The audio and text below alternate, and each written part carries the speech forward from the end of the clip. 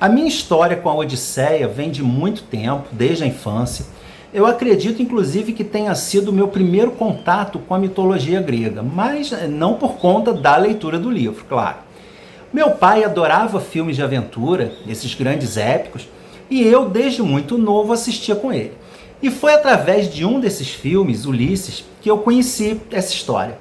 E eu me lembro também que eu achava o máximo o meu melhor amigo ter o nome do herói do filme, Ulisses. Então foi uma obra que me marcou bastante. Esse filme passou com frequência na sessão da tarde, eu assisti várias vezes, a última foi agora, após a leitura do livro. É óbvio que agora ele não tem o mesmo apelo, mas eu ainda tenho esse elo emocional bem forte com ele. Ainda mais que tanto meu pai quanto o meu amigo Ulisses não estão mais entre nós. E na adolescência, eu peguei o livro para ler, nessa edição dos Clássicos da Abril, e foi uma decepção. Além da linguagem difícil, o livro demora a entrar nas aventuras do Ulisses, né? Tem toda uma parte anterior que não interessava nem um pouco a um jovem que estava esperando apenas uma aventura, com monstros e acontecimentos mirabolantes. Resultado, não só abandonei a leitura, como nunca mais tentei ler a Odisseia. E pior, esse ranço se estendeu para a Ilíada e outras obras gregas clássicas. E só bem recentemente, já com uma bagagem literária de décadas, e sabendo que provavelmente a minha experiência seria outra, é que eu resolvi me aventurar na Ilíada. E aproveitando que no ano passado eu ganhei de presente esse box das páginas de Euterpe, eu decidi colocar a Ilíada para a minha leitura desse ano, do meu projeto de obras fundadoras.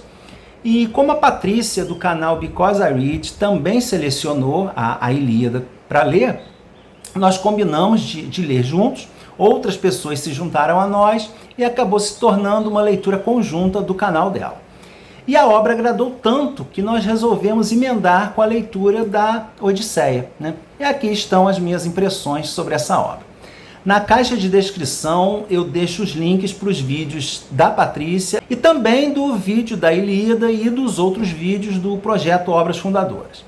E na caixa de descrição também você encontra outras informações importantes, né? Links para outros conteúdos, para as minhas outras redes sociais, para a minha lista de desejados e também para a compra dos livros na Amazon.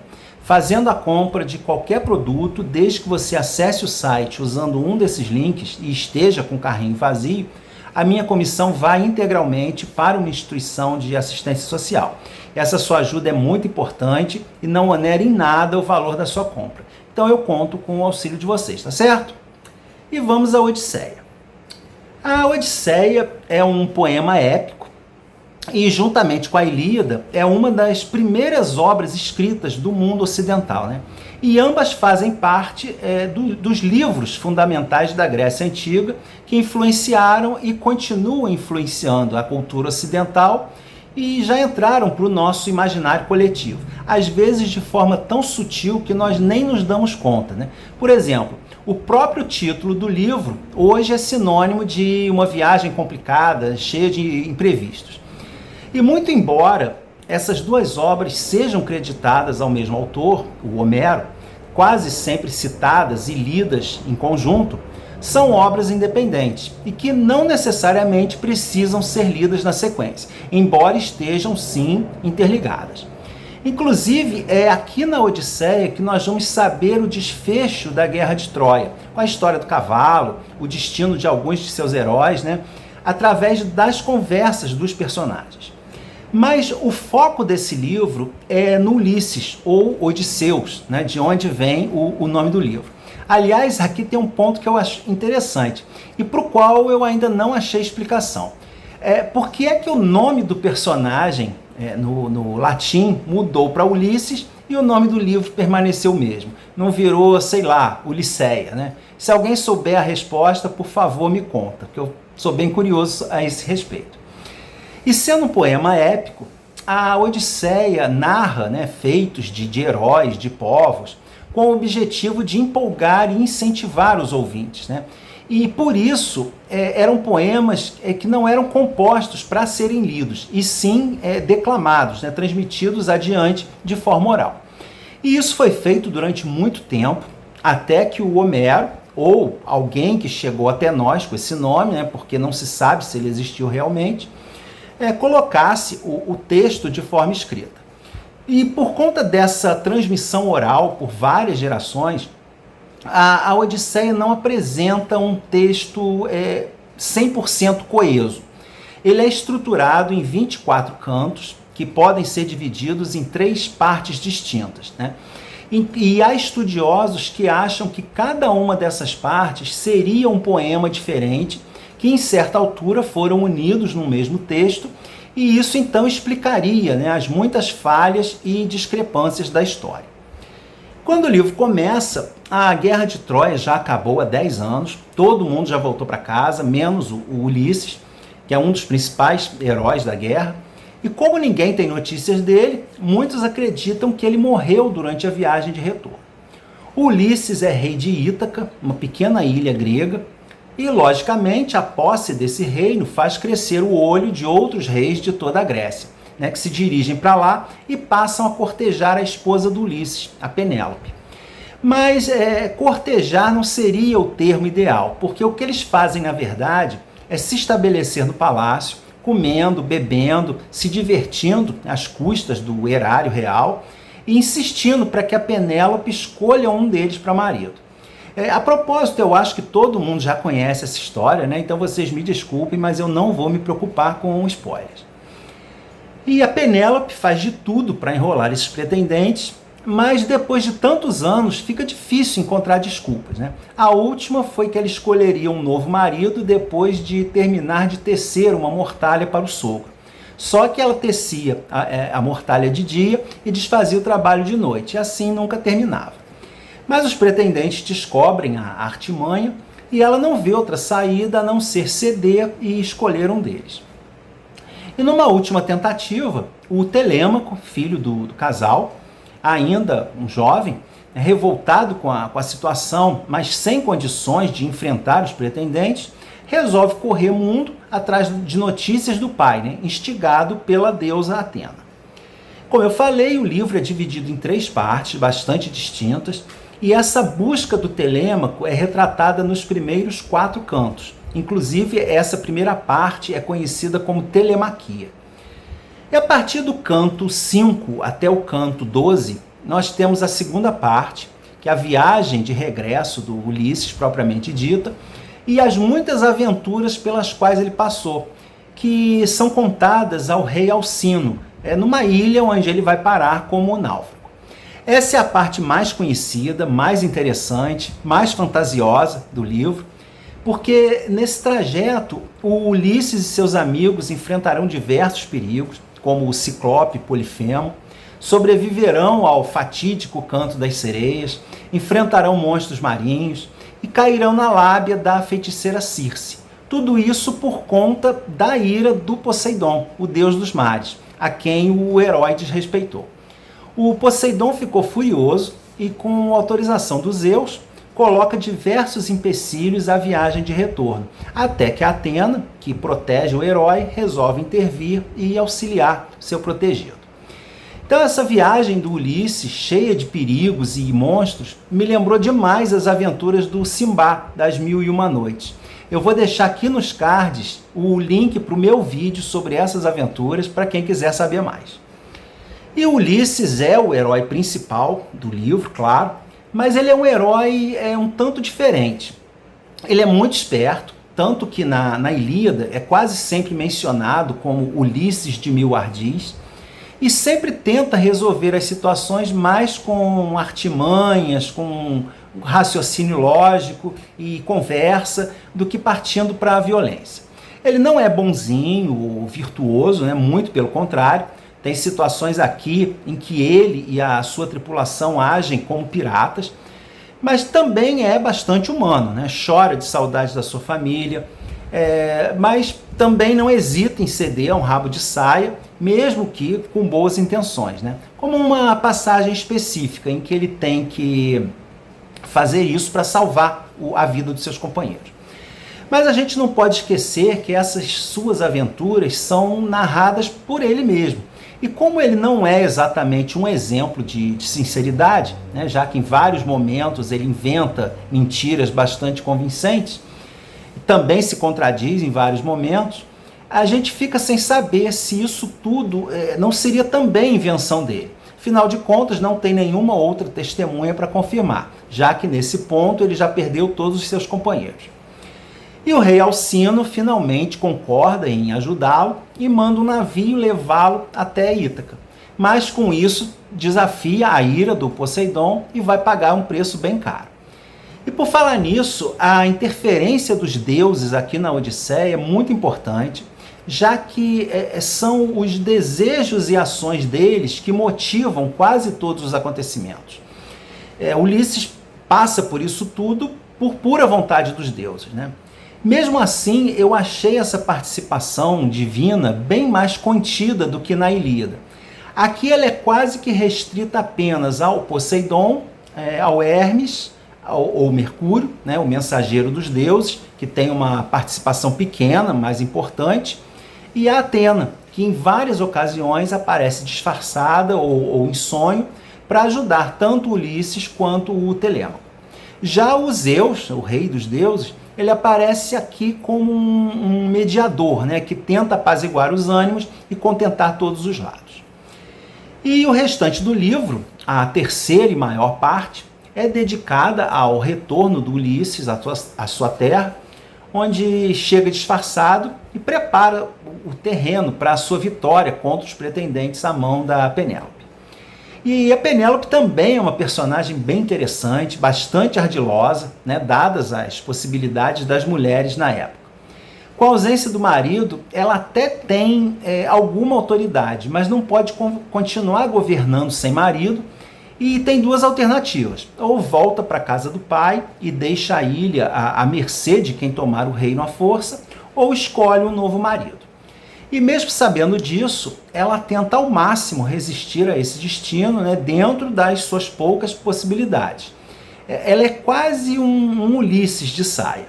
Já o Telêmaco, o filho, que era uma criança quando o pai partiu, é forçado a amadurecer rapidamente, passando de um adolescente meio inconsequente a um jovem que percebe e se revolta com o absurdo, né, de todos aqueles homens estranhos dilapidando os seus bens e que precisa impor respeito e assumir as suas responsabilidades. Então, nesse aspecto, nessa parte relativa ao Telêmaco, também não deixa de ser um romance de formação. E se a Penélope é um modelo de virtude feminina, as outras mulheres da história já nem tanto. Elas são principalmente três. A Nausicaa, filha do rei Antino, né, que é quem encontra o Ulisses na praia, desacordado, e o leva para o seu palácio, não sem segundas intenções. A Calypso, que é uma ninfa que se apaixona por ele, o mantém prisioneiro em sua ilha paradisíaca, né, uma natureza exuberante, comida em abundância, clima sempre agradável, e faz de tudo para conquistar o seu amor, chegando até a prometer a ele a imortalidade.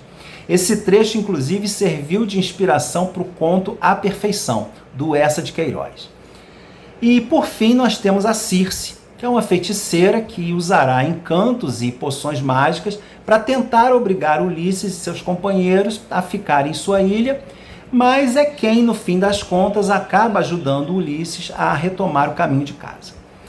E além desses personagens principais, me chamou a atenção o caráter de alguns personagens secundários, como alguns servos, né, que se mantiveram fiéis a Ulisses até o fim e foram de grande importância nos atos finais, quando ele retorna, planeja e executa a retomada da posse do que é seu.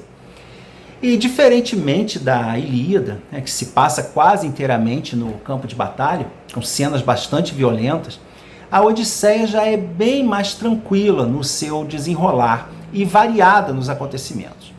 Enquanto a Ilíada é um poema de ação, de guerra, a Odisseia é um poema de aventura, mais variado, né, com muita coisa acontecendo, e talvez por esse motivo ele seja bem mais lido, conhecido e apreciado do que a Ilíada. Mas para mim, particularmente, a leitura da Ilíada foi mais interessante, provavelmente por ser novidade, né? Porque essa história eu já conhecia. E uma outra particularidade desse poema é que ele é a obra mais antiga que se conhece a utilizar a técnica do início em média res. É aquele artifício de começar uma história pela metade e só depois ir contando os eventos anteriores em flashback. E por ter esse aspecto mais dinâmico, mais aventuresco, ele também traz as várias falhas de continuidade que eu mencionei, como personagens que trocam de nome, situações mencionadas que não têm desfecho, pessoas que aparentemente não envelhecem mesmo depois de passados 20 anos, coisas assim. Nada que impeça ou atrapalhe o andamento e o prazer da leitura. Um exemplo disso é uma cena bastante marcante quando o Ulisses tem que ir ao Hades, o reino dos mortos, para consultar o adivinho Tiresias, que seria quem lhe ensinaria o caminho para voltar para casa. E lá ele encontra sua mãe, vários outros companheiros da guerra, inclusive o Aquiles, antes de conseguir falar com o Tiresias. Mas quando ele finalmente consegue, o vidente não fala nada sobre o caminho de volta. Quem vai efetivamente ensinar Ulisses a retornar é a Circe, que foi justamente quem o mandou ir ao Hades consultar o Tiresias. Então é aí uma cena que é meio mal construída. Além dessa, o livro traz outras cenas impactantes, muito tocantes, como quando o Ulisses, disfarçado, é reconhecido pelo seu cão Argos, já bastante velhinho e maltratado. E uma outra cena belíssima é o reencontro do Ulisses com seu pai, já no finalzinho do livro. E aí nós chegamos ao ponto que mais me desagradou nesse livro, o final. E eu achei um tanto estranho, meio forçado. Parece que ficou faltando alguma coisa, ou que uma parte da história se perdeu, sei lá. É claro que eu não vou contar qual é, mas eu deixo aqui o registro só para atiçar a curiosidade de vocês. Agora, em relação à leitura, há que se tomar um certo cuidado. Da mesma forma que a Ilíada, existem várias edições no mercado e as traduções variam muito. Como é um poema escrito numa métrica não convencional, e sendo o grego uma língua estruturalmente bem diferente do português, a tradução não é uma tarefa fácil. Então, alguns tradutores privilegiam a compreensão, enquanto outros já preferem manter a obra o mais próximo possível do texto original. Então, é preciso pesquisar bem para não se deparar com um texto quase incompreensível, que dará tanto trabalho para destrinchar que tira a fluidez e o prazer da leitura.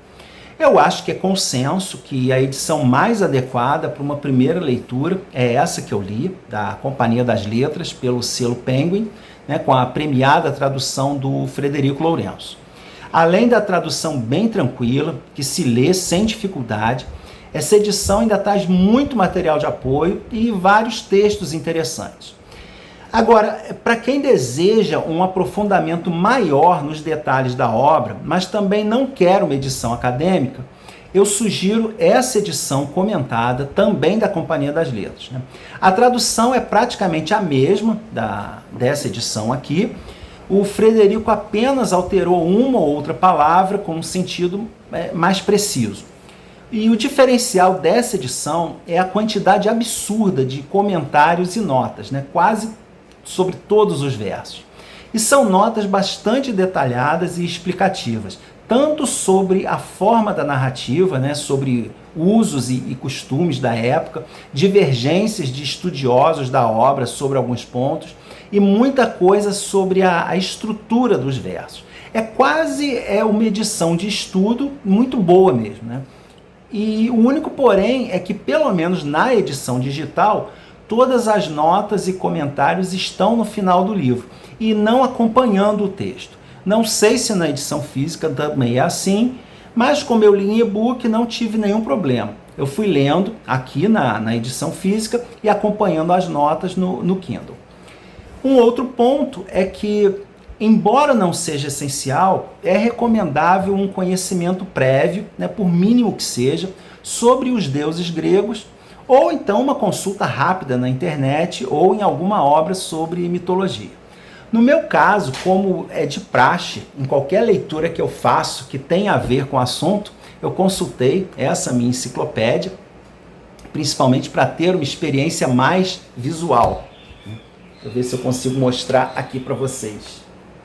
Parte aqui referente a Ulisses. Aí tem várias ilustrações. Aqui a Penélope tecendo. Várias obras de arte trazidas,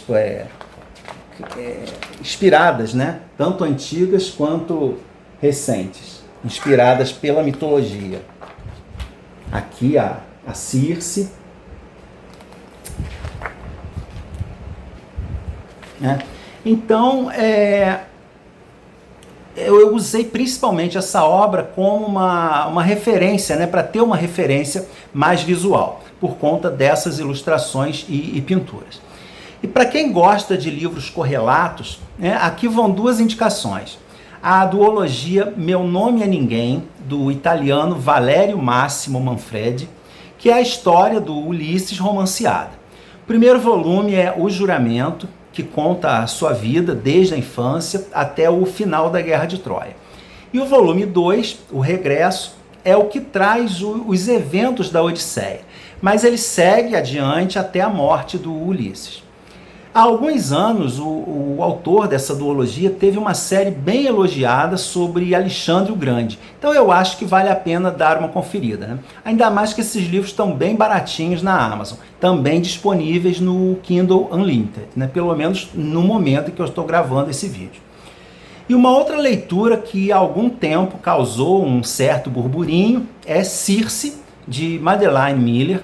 É uma releitura da história da feiticeira que aparece aqui na Odisseia. Esse eu não pretendo ler, mas para quem se interessar também está no Kindle Unlimited. Para concluir, eu vou falar um pouquinho das adaptações. Essa história já deu origem a filmes, desenhos, videogames, HQs, né, etc. Seja utilizando a trama do livro ou tentando inovações, né, como ambientação no espaço, ou criando aventuras mais mirabolantes que não estão no livro, mas eu vou mencionar apenas os dois principais. Sem dúvida, o filme de referência ainda é o que eu mencionei no início do vídeo, o Ulisses, de 1954, estrelado pelo Kirk Douglas. Para hoje em dia, é um filme um tanto datado, os efeitos são precários, mas ainda dá para assistir e se divertir, né? É bem fiel ao livro. O outro é mais recente, de 1997, com o Armand Assante. É, na verdade, uma minissérie em 2 episódios, mas que aqui no Brasil foi lançado em vídeo e na TV como um filme único. Também é fiel, mas tem as limitações de uma produção para TV. Mas, por ser mais recente, já apresenta uma qualidade técnica melhor, né, se comparada ao outro. Dá para se divertir, mas está longe de ser um filme memorável. E o cinema, então, ainda está nos devendo um filme grandioso, né, à altura da importância dessa obra. De qualquer forma, na caixa de descrição eu deixo os links para assistir os 2 filmes dublados, para quem quiser dar uma olhada. Em resumo, a influência da Odisseia na literatura ocidental é inegável, né? Ela foi inspiração para muitas obras, desde a Eneida do Virgílio, passando pelos Lusíadas do Camões, até o Ulisses do James Joyce.